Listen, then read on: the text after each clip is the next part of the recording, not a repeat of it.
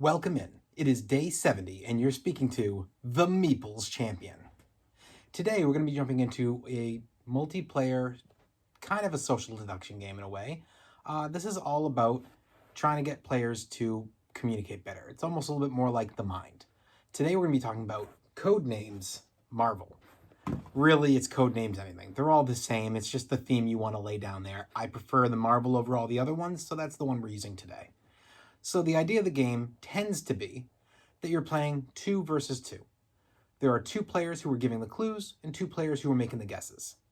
You're going to have somebody representing the red, somebody representing the blue, and then there's going to be your neutral in between, as well as a kill spot. The way these all work is pretty simple.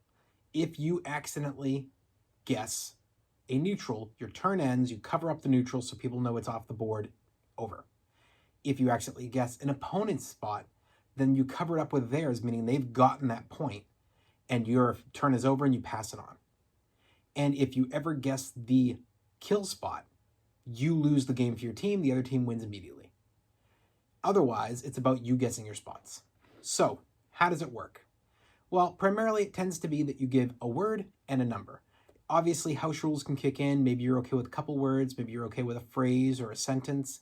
That's up to how you and those you're playing with are okay with setting the parameters, but primarily you're going to stick down to 1 word, 1 number.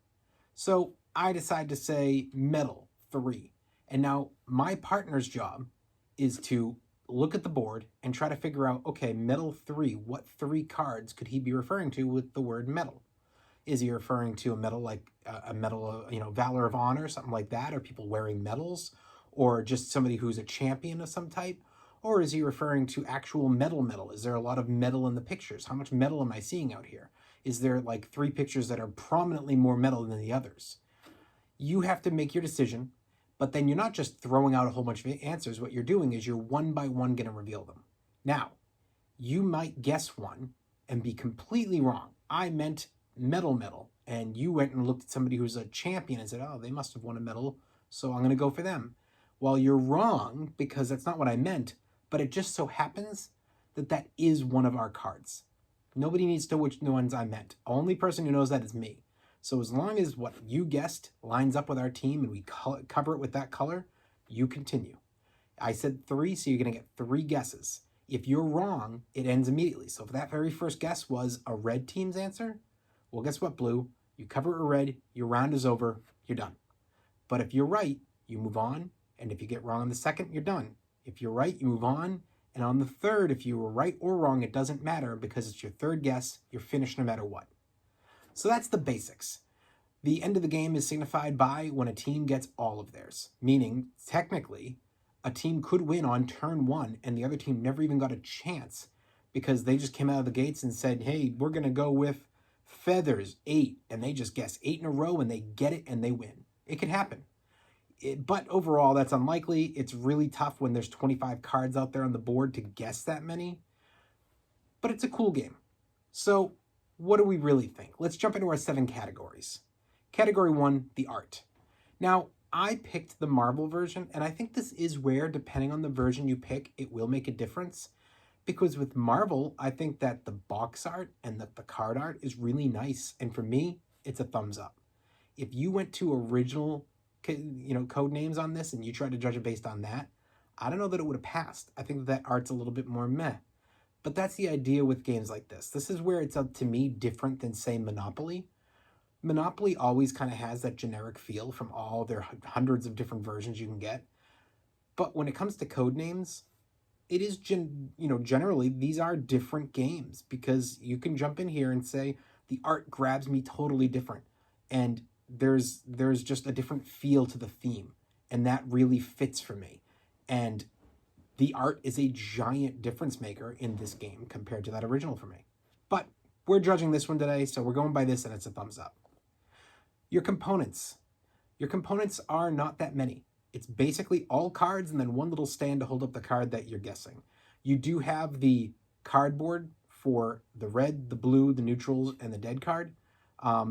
Everything's top notch. It's all really nice. It's not ripping. It's not tearing. It's not wearing. It looks like it's going to last a while. It's a thumbs up. Your price. Codenames isn't that expensive. You're talking about $30 probably if you want to get one of these. And if you want to get multiples, technically you can just toss them all together and mix it if you wanted to. I haven't done that. I do own multiple, but I've never mixed them. I think I got really into it early on, and now I'm kind of regretting having as many copies as I do.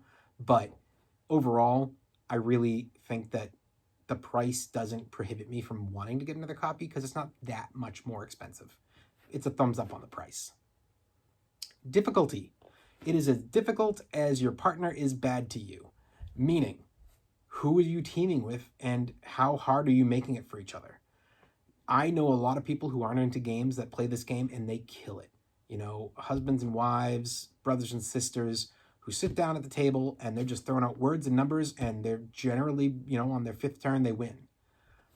I apparently am not that good at this game because when I'm given a opportunity to be the lead, my clues and my numbers are always impossible, I guess, and nobody can get it.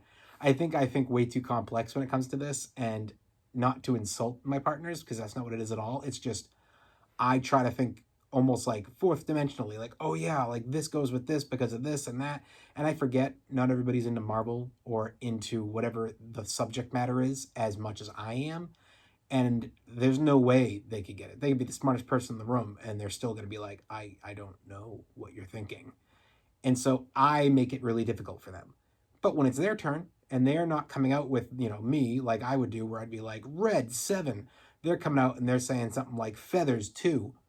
I get it. I get mine easily because they're good at giving the clues and understanding this is what definitely I can give for a clue that he'll understand.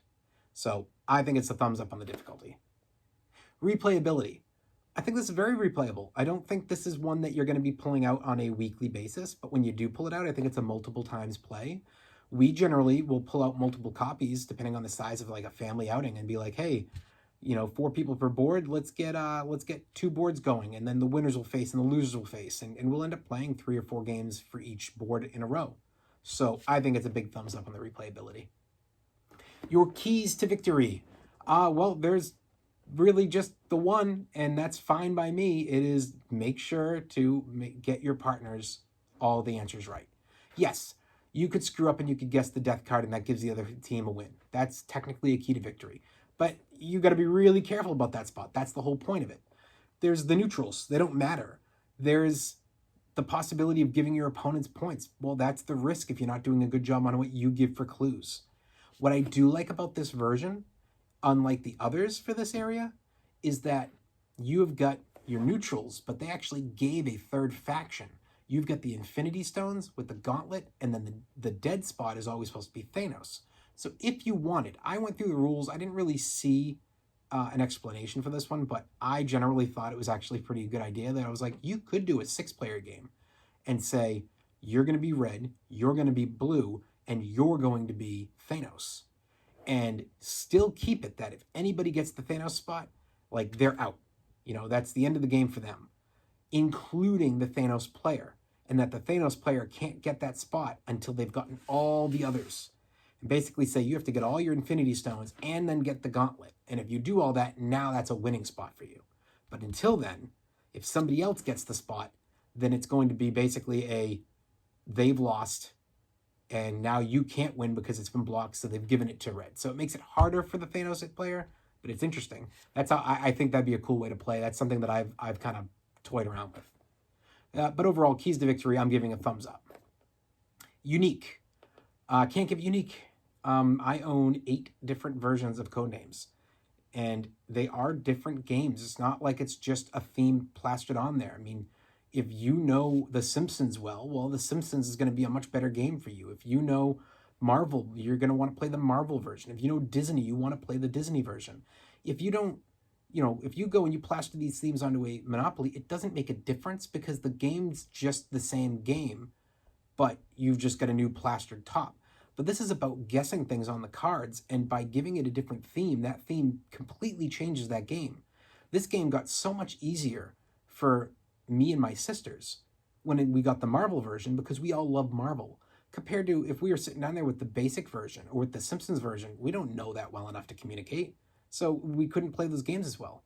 So I do think that the uniqueness is something that matters to, because Codenames does have 8 different games, and therefore they're not unique because they are the same game. It's just, I do think that you can own more than one of them. And on top of that, as I've mentioned before, when it comes to this idea of giving a picture and giving a guess, you have the game Dixit, and Dixit already does that. Totally different style, but it already does this game. It's just a different way to win it. It's too close for me. It's not unique. It's a thumbs down. Overall, what do I think of this game? I really like this game. I got this game at a PAX East. I don't know if I was playing with the creators, but definitely I was playing this game with a couple people from the company selling it, and got it at a discount by being part of one of their presentation plays. I've been really happy ever since I found the game. I think it's a game that everybody should play. Everybody should have at least one of these in their collection. It's definitely one you can pull out for family events, for events with your friends. You know, if you're not sure that you're going to have 4 people around to play this game, then go and get the Codenames Duel, so you can play just 2-player. My wife and I do that on occasion, and it's a great way to play. But overall, I think it's definitely a game that you should give a try. But that's just my opinion. You got to come up with your own opinion by getting out there and trying things on your own. But today has been day 70. We've been talking about Codenames Marvel, and you've been speaking to the Meeples Champion. Like, share, subscribe, and check down below in the description. We're going to be adding an Amazon link so you can pick this game up if you were interested.